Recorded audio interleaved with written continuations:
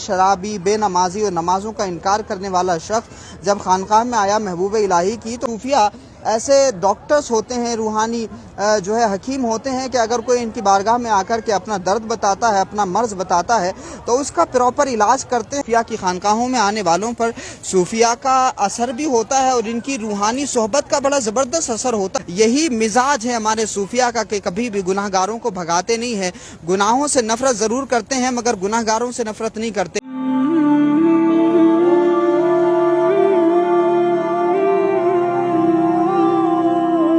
محبوب الہی کا انداز تربیت کیسا تھا، لوگوں کو کس طرح سمجھاتے تھے کہ لوگوں کے دلوں میں بات بیٹھ جاتی تھی، اور ان کے سمجھائے ہوئے لوگ کبھی بھی عمل سے دوری اختیار نہیں کرتے تھے، ہمیشہ اعمال کے پابند ہوتے تھے۔ اور میں آپ کو بتاتا ہوں کہ کیسے شرابیوں کو نمازی بنانے کی جو مہم تھی وہ حضرت محبوب الہی نے چلائی تھی، اور کس طرح گناہوں سے ہجرت کروا کر کے نیکیوں کے راستے پر ڈالا کرتے تھے یہ صوفیہ۔ ان کی اسٹریٹجی کیا تھی، پلاننگ اور منصوبہ کیسا تھا، اس کو میں ایک واقعے کے ذریعے بتانا چاہتا ہوں کہ محبوب الہی حضرت خواجہ نظام الدین اولیاء رحمۃ اللہ علیہ کی خانقاہ میں ایک مرید آیا اور اس نے آ کر کے کہا کہ حضور میرا ایک دوست ہے، نمازیں نہیں پڑھتا، شراب پیتا ہے، نمازوں سے دور رہتا ہے، اور جب نماز کے لیے اس سے کہا جاتا ہے تو وہ نمازوں کا انکار بھی کرتا ہے۔ محبوب الہی خواجہ نظام الدین اولیاء رحمۃ اللہ علیہ فرماتے ہیں کہ بھائی اس کو خانقاہ میں لے کر کے آؤ۔ اب وہ مرید جب گیا اپنے اس دوست کے پاس میں اور اس نے کہا کہ چلو خواجہ نظام الدین اولیاء نے تم کو بلایا ہے، تو وہ دوست کہتا ہے کہ بھائی میں اگر ان کی خانقاہ میں جاؤں گا تو مجھ سے نماز کے لیے کہیں گے اور میں نماز نہیں پڑھنے والا، میں عمل سے دور رہتا ہوں۔ تو اس دوست نے کہا کہ نہیں چلو تم خانقاہ میں چلو، وہاں جو ہوگا دیکھا جائے گا۔ تو جب وہ شخص آیا، یعنی شرابی، بے نمازی اور نمازوں کا انکار کرنے والا شخص جب خانقاہ میں آیا محبوب الہی کی تو خواجہ نظام الدین اولیاء رحمۃ اللہ علیہ نے اس کو اپنے پاس بٹھا لیا۔ یعنی اب تک وہ جس بارگاہ میں گیا، جس کے پاس بھی گیا، اس کو بھگا دیا جاتا تھا، اس کو لعنت ملامت کی جاتی تھی، لیکن جب وہ سلطان المشائخ محبوب الہی خواجہ نظام الدین اولیاء رحمۃ اللہ علیہ کی خانقاہ میں آیا تو حضرت نے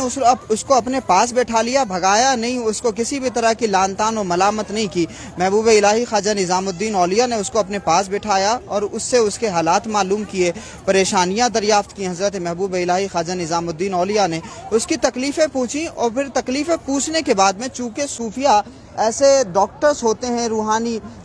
حکیم ہوتے ہیں کہ اگر کوئی ان کی بارگاہ میں آ کر کے اپنا درد بتاتا ہے، اپنا مرض بتاتا ہے تو اس کا پراپر علاج کرتے ہیں، اور بڑی تدبیر کے ساتھ اور بڑے کرونولوجیکل پوائنٹ آف ویو سے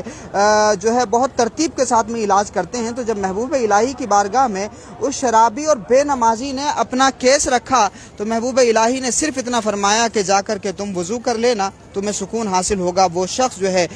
دل کی بے قراری اور دل کی بے سکونی کا شکار تھا، جب وہ اپنے گھر پر گیا تو محبوب الہی کے اس فرمان پر سب سے پہلے عمل کیا، چونکہ جو صوفیہ کا طریقہ ہوتا ہے، صوفیہ کے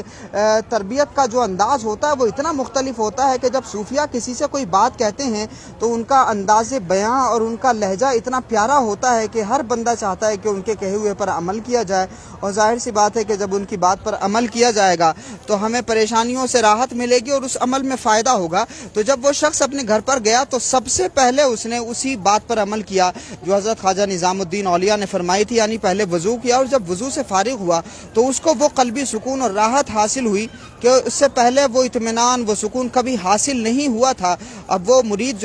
حضرت محبوب الہی کی خانقاہ میں آنے کے لیے تڑپ رہا ہے، ابھی مرید تو نہیں بنا، لیکن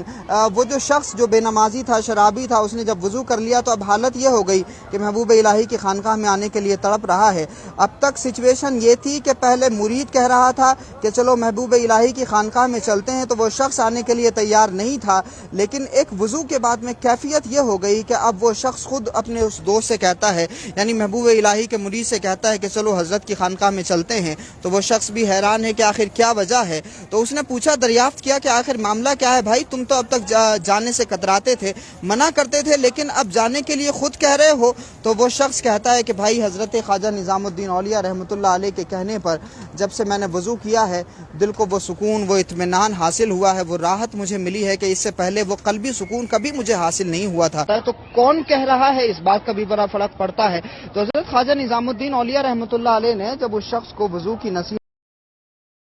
فرمائی تو اس نے جا کر کے یہ عمل کیا اور اس کو سکون حاصل ہوا، اور اگلے دن پھر حضرت کی خانقاہ میں آیا، حضرت نے اس سے حال دریافت کیا، حال پتہ کیا۔ حضرت خواجہ نظام الدین اولیاء رحمۃ اللہ علیہ اس سے جو ہے قربت بڑھاتے ہیں اور وہ حضرت سے بڑا متاثر ہوتا ہے. روزانہ خانقاہ میں آنا جانا شروع ہوا. ابھی حضرت نے اس کو کوئی ایسا کام نہیں بتایا جس سے وہ گریز کرتا تھا. دھیرے دھیرے جب وہ آنا شروع ہوا تو چونکہ صوفیہ کی خانقاہوں میں آنے والوں پر صوفیہ کا اثر بھی ہوتا ہے اور ان کی روحانی صحبت کا بڑا زبردست اثر ہوتا ہے. جب وہ شخص روزانہ خانقاہ میں آنے جانے لگا تو نتیجہ یہ ہوا کہ حضرت محبوب الہی سے ایک دن عرض کرتا ہے کہ بابا آپ کے کہنے پر وضو کرنے سے جب اتنا سکون مجھے ملا ہے تو اللہ کی بارگاہ میں سجدہ کرنے سے کتنا سکون ملے گا. خواجہ نظام الدین اولیاء رحمۃ اللہ علیہ سے اس شخص نے نمازوں کا طریقہ پوچھا, نمازوں کے اصول سیکھے اور خواجہ نظام الدین اولیاء نے رب کی بارگاہ میں بندگی کا سلیقہ سکھایا. اور پھر نتیجہ یہ ہوا کہ وہ بے نمازی, نمازوں سے دور رہنے والا, نمازوں کا انکار کرنے والا, شراب پینے والا,